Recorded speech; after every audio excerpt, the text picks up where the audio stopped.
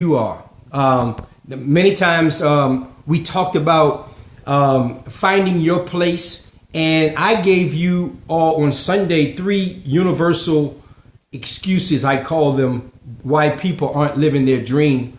And these are things that we've all used in the past. But the number one thing I ran across in terms of one of the excuses is procrastination.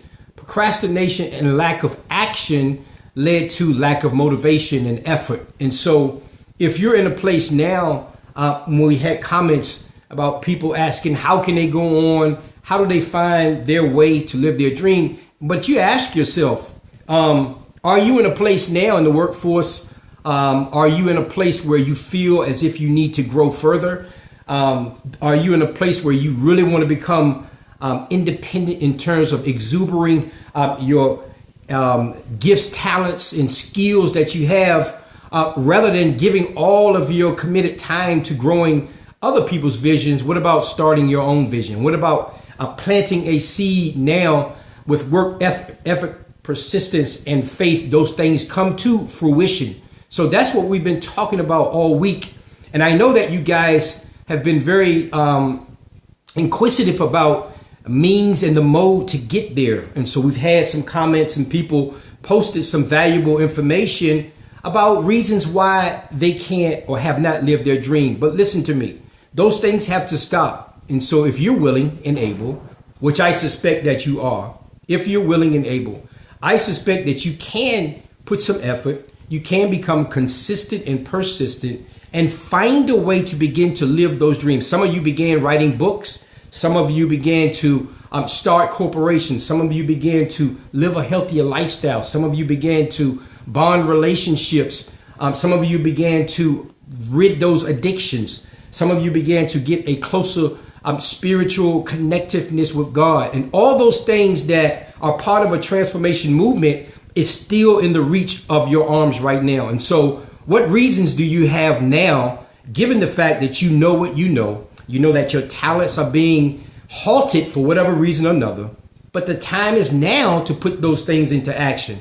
And so if you're willing to take the time to reassess yourself, ask yourself and be honest about why aren't you living your dream, I guarantee you, you'll find better ways of modes to begin to live your dream and tap into your gifts and begin to work on those things every single day.